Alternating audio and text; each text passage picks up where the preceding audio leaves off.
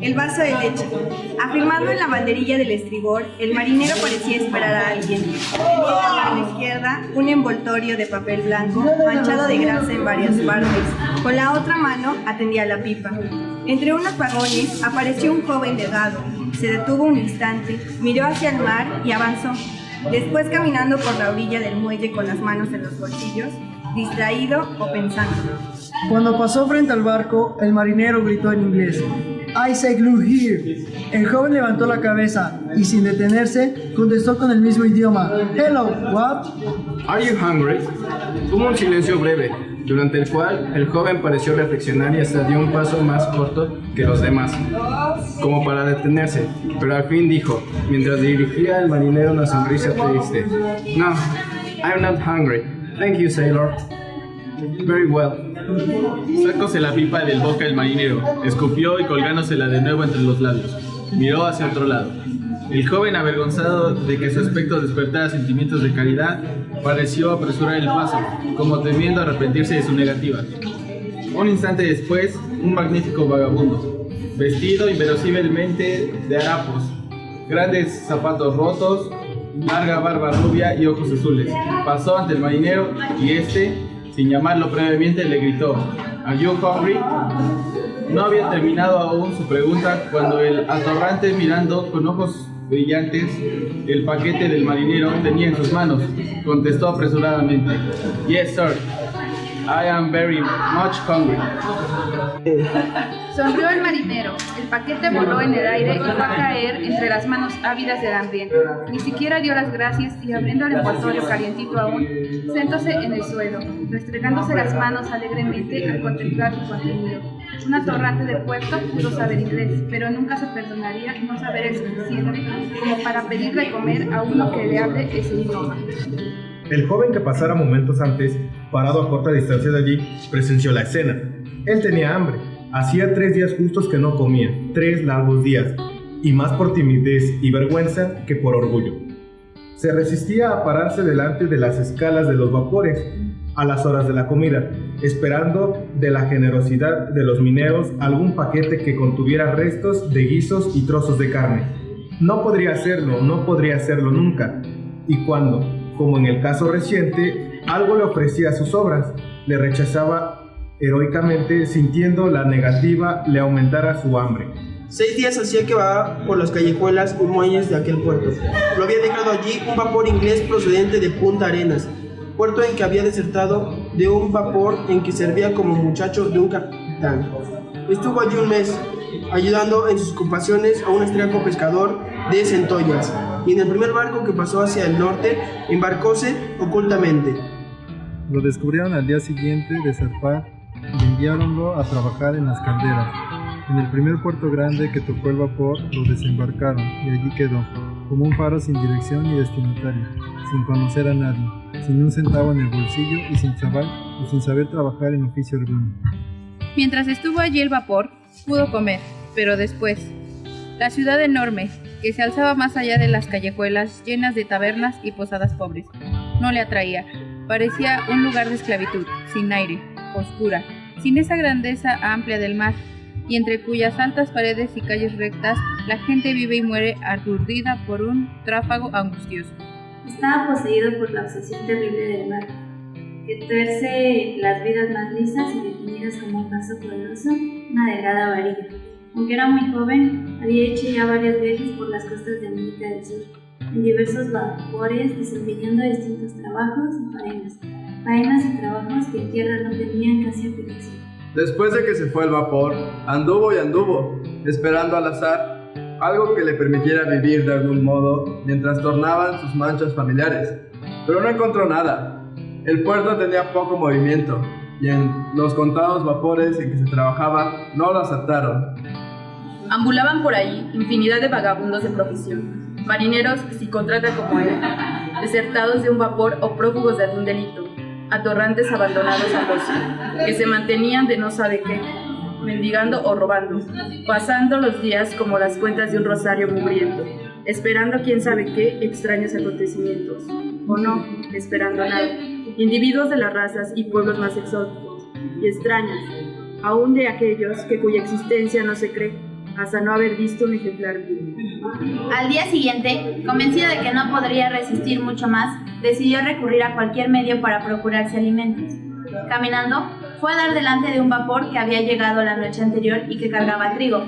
Una hilera de hombres marchaba dando la vuelta, al hombro los pesados sacos, desde los vagones, atravesando una plancha, hasta la escotilla de las bodegas, donde los estibadores recibían la carga. Estuvo un rato mirando hasta que atrevióse a hablar con el capataz, ofreciéndose.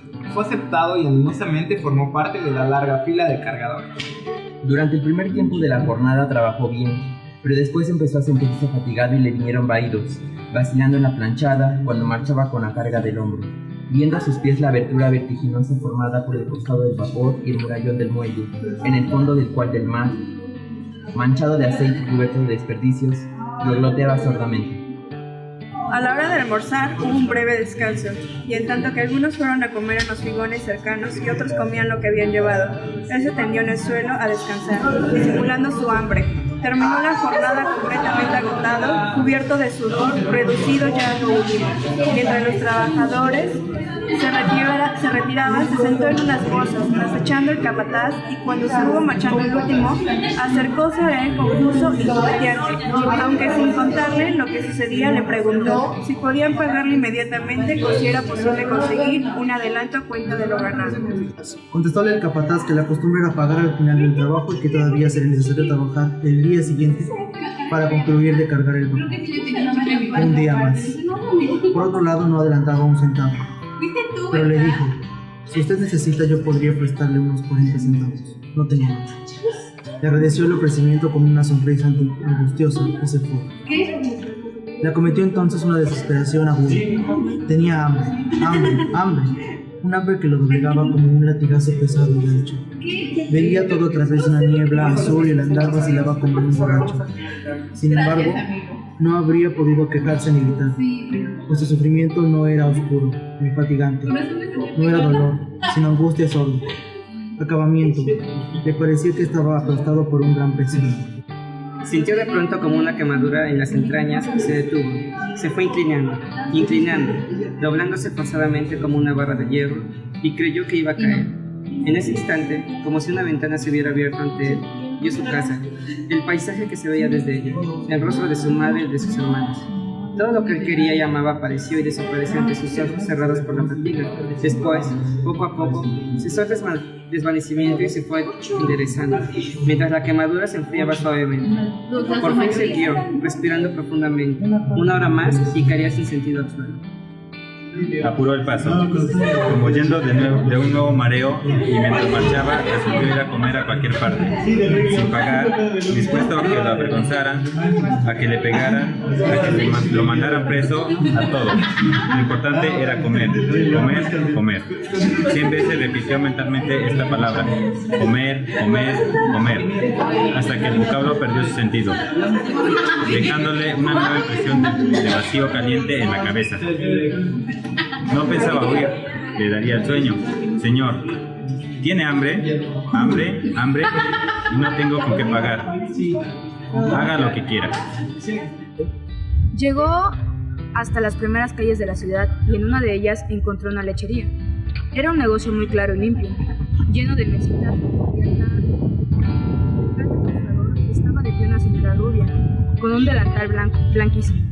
Eligió ese negocio. La calle era poco transitada. Habría podido comer en uno de los figones que estaban junto al muelle, pero continuamente se encontraban llenos de gente que jugaba y bebía. En la lechería no había sino un cliente. Era un viejete de anteojos, con una nariz metida entre las hojas de un periódico, leyendo. Permanecía inmóvil, como pegado a la silla. Sobre la mesita había un vaso de leche a medio consumir. Esperó que se retirara. Paseando por la acera, sintiendo que poco a poco se le encendía el estómago, la quemadura de antes, y esperó 5, 10, hasta 15 minutos. Se cansó y paróse a un lado de la puerta, desde donde lanzaba al viejo una mirada que permanecía preparada. ¿Qué diablos leería con tanta atención? Llegó a imaginarse que era un enemigo suyo, el cual, sabiendo sus intenciones, se hubiera propuesto entorpecerlas. Le daban ganas de entrar y decirle algo fuerte, que le obligara a marcharse. Una grosería o una frase que le indicara que no tenía derecho a permanecer uno sentado, y leyendo por un gasto tan reducido. Por fin el cliente terminó su lectura, o por lo menos la interrumpió. Se bebió de un sorbo el resto de la leche que contenía el vaso. Se levantó pausadamente, pagó y dirigiéndose a la puerta, salió. Era un vejete encorvado con trazas de carpintero o barnizador. Apenas estuvo en la calle, afirmóse los ojos. Metió de nuevo la nariz entre las hojas del periódico y se fue, caminando despacito y teniéndose cada 10 pasos para leer con más detenimiento. Esperó que se alejara y entró. Un momento estuvo parado a la entrada, indeciso, no sabiendo de dónde sentarse.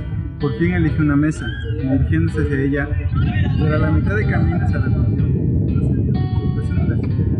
Después en una forma. Acudió la señora, pasó un trapo por la cubierta de la mesa y con voz suave, en la que se notaba un dejo de acento español, le preguntó: ¿qué se va usted a servir? Sin mirarla, le contestó: un vaso de leche. ¿Grande? Sí, grande. ¿Solo? ¿Hay bizcochos? No, vainillas. Bueno, vainillas. Cuando la señora se dio vuelta, él se restregó las manos sobre las rodillas, regocijado como quien tiene frío y va a beber algo caliente. Volvió la señora y colocó ante él un gran vaso de leche y un platillo lleno de vainillas, dirigiéndose después a su puesto detrás del mostrador. Su primer impulso fue el de beberse la leche de un trago y comerse después las vainillas. Pero enseguida se arrepintió. Sentía que los ojos de la mujer lo miraban con curiosidad y detención. No se atrevía a mirarla. Le parecía que, al hacerlo, ella conocería su estado de ánimo y sus propósitos vergonzosos, y él tendría que levantarse e irse sin probar lo que había pedido. Pausadamente tomó una vainilla, humedeciéndola en la leche y le dio bocado. Bebió un sorbo de leche y sintió que la quemadura, ya encendida en su estómago, se apagaba y deshacía. Pero enseguida la realidad de su situación desesperada surgió ante él, y algo apretado y caliente subió desde su corazón hasta la garganta. Se dio cuenta de que iba a sollozar a gritos, y aunque sabía que la señora le estaba mirando, no pudo rechazar ni deshacer aquel nudo ardiente que se estrechaba más y más. Resistió, y mientras resistía, comió apresuradamente, como asustado, temiendo que el llanto le impidiera comer. Cuando terminó con la leche y las vainillas, se le nublaron los ojos, y algo tibio rodó por su nariz, cayendo dentro del vaso. Un terrible sollozo lo sacudió hasta los zapatos. Afirmó la cabeza en las manos y durante mucho rato lloró. Lloró con pena, con rabia, con ganas de llorar, como si nunca hubiese llorado. Inclinado estaba y llorando cuando sintió que una mano le acariciaba la cansada cabeza y una voz de mujer con un dulce acento español le decía: llore, hijo, llore. Una nueva ola de llanto le rascó los ojos y lloró con tanta fuerza como la primera vez, pero ahora no angustiosamente, sino con alegría, sintiendo que una gran frescura lo penetraba, apagando eso caliente que le había estrangulado la garganta. Mientras lloraba, parecióle que su vida y sus sentimientos se limpiaban como un vaso bajo un chorro de agua, recobrando la claridad y firmeza de otros días. Cuando pasó el acceso de llanto, se limpió con su pañuelo los ojos y la cara.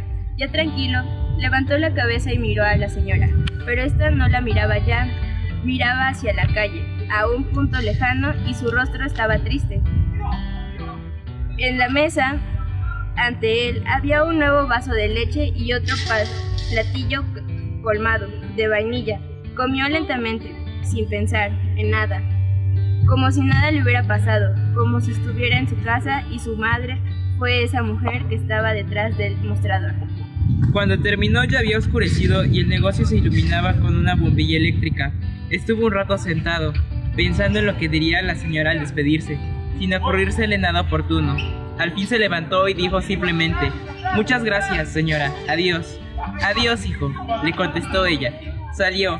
El viento que venía del mar refrescó su cara, caliente aún por el llanto. Caminó un rato sin dirección, tomando después por una calle que bajaba hacia los muelles.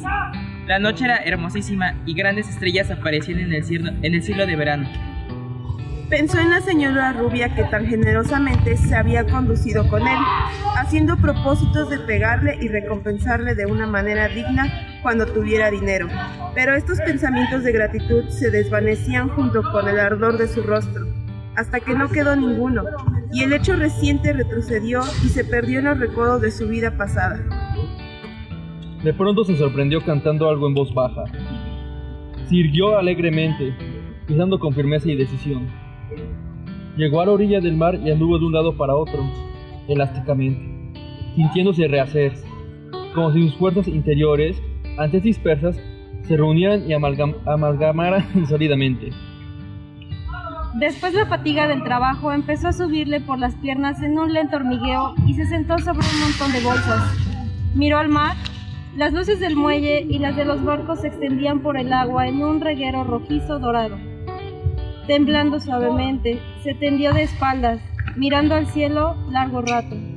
No tenía ganas de pensar, ni de cantar, ni de hablar. Se sentía vivir, nada más, hasta que se quedó dormido con el rostro vuelto hacia el mar.